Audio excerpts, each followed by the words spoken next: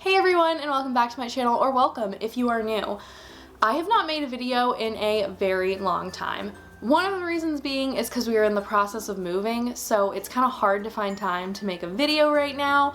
And then the second reason being just because during this quarantine and everything, it's been really hard to just get motivated to do it.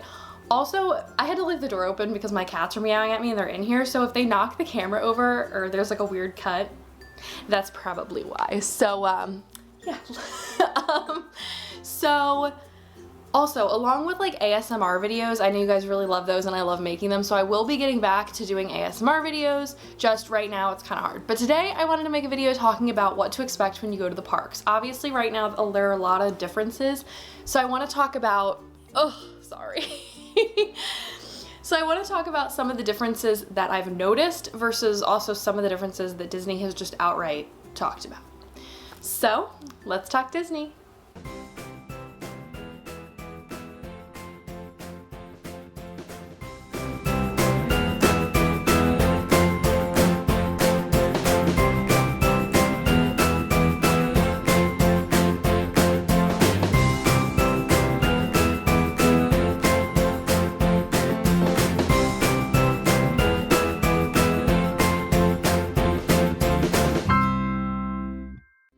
Difference is that Disney's now requiring reservations. So now you have to go into My Disney Experience app and make a reservation for a park. Now, the reservations are going to differ depending on whether you're staying on property, if you just have a day ticket, or if you're an annual pass holder. Now, for me being an annual pass holder, we're pretty restricted on what we can and can't do.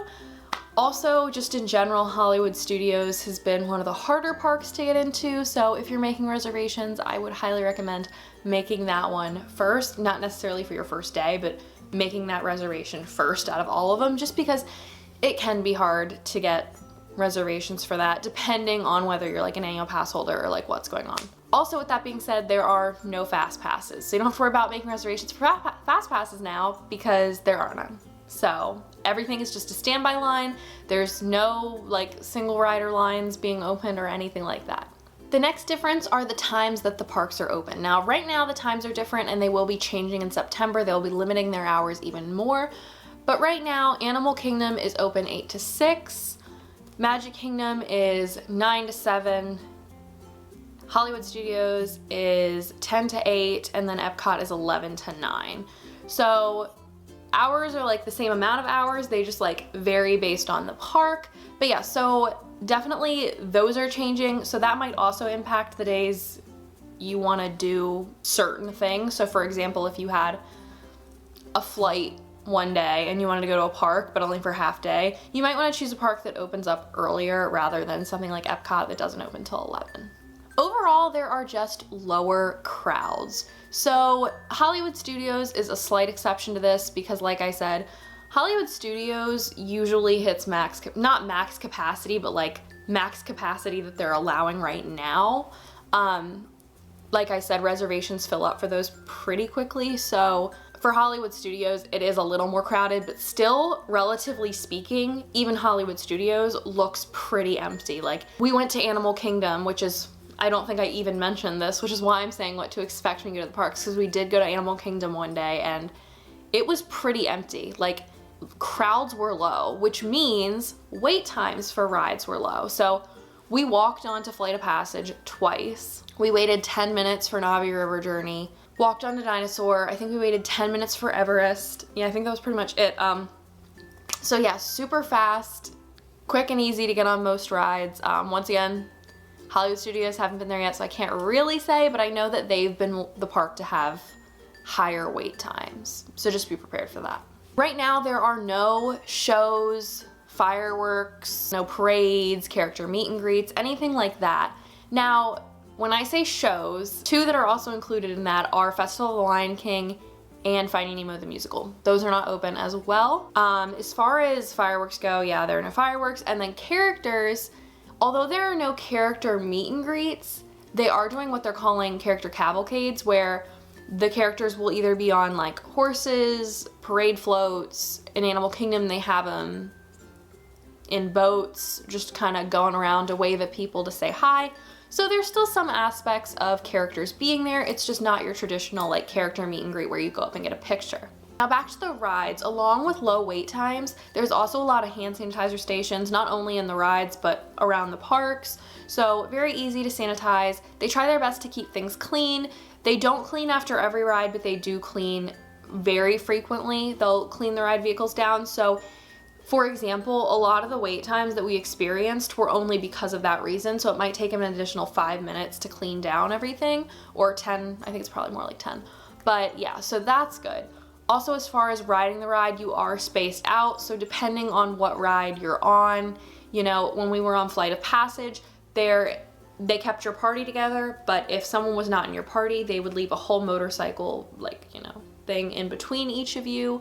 On Expedition Everest, your party would fit into the entire car, and then they'd skip a car and then fill in the next one. So really it's gonna depend on what kind of ride you're on, but trust me, they really do their best to space you out as much as physically possible.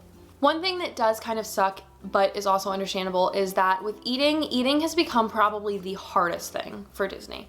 So you have limited menus at some restaurants, limited restaurants even open. A lot of the stands and carts that would sell certain things like popcorn and stuff aren't open. I'm sure there are some that are, but just overall, walking around the park, I noticed that a lot of them weren't. When you are eating, you must be stationary, so you must be standing in one location. You cannot walk and eat.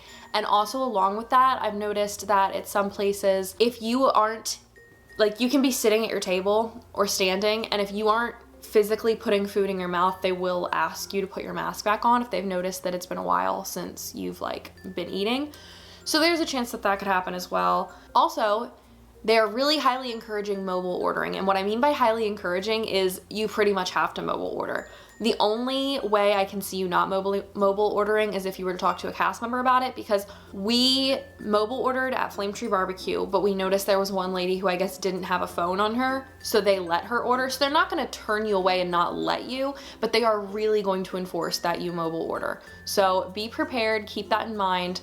So if you're starting to get hungry, know where you want to eat, go ahead and mobile order and then pick up when you're there. But yeah, so mobile ordering is something that they're really enforcing right now. And quite honestly, I start to wonder if when all this is over, if they're gonna hope that more people continue to mobile order, or that they're gonna try to enforce mobile ordering even more. So overall, those were some of like the main differences that I noticed, slash what Disney had said.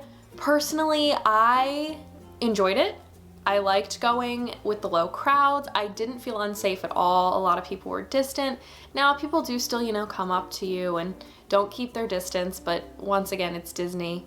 What do you expect? Oh, another thing that I forgot to mention, in the lines for the rides, there are markers to keep your 6 feet distance, to actually stay where you're supposed to.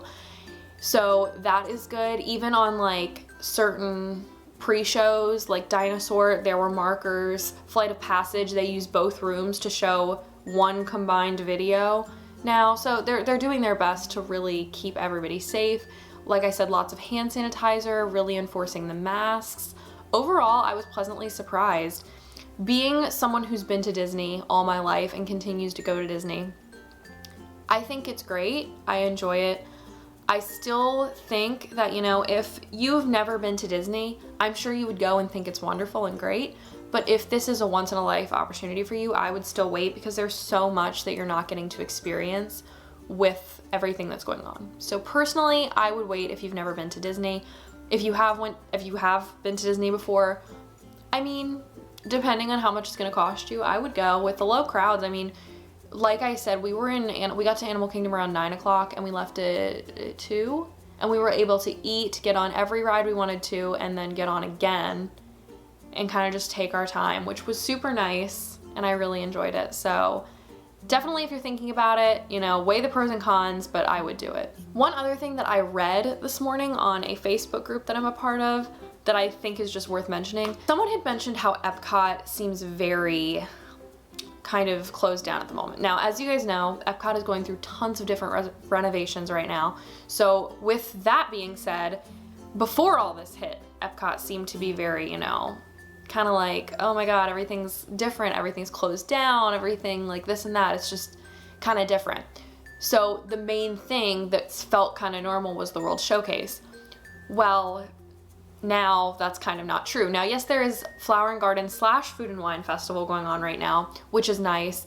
But as far as countries go, as you guys know, with like the travel bans and restrictions going on right now, the international program participants were sent home. So the only people that were left here were those who actually lived here permanently.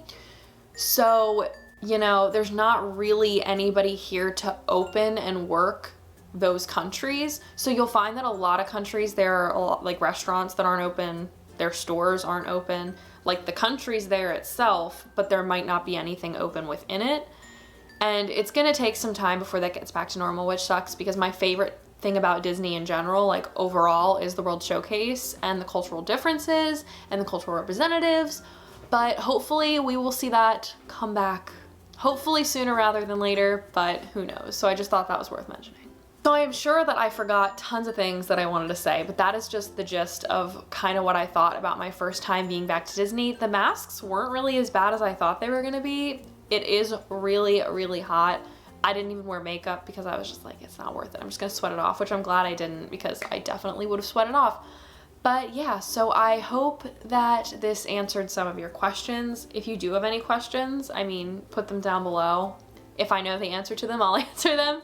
Like I said, I really hope to get back to doing more regular videos, and not only that, but more ASMR videos because I love them. You guys have been giving me great suggestions for those. So once again, if you have any new suggestions, please put them down below in the comments. Make sure to like and subscribe, and I will see you guys in the next video. Bye.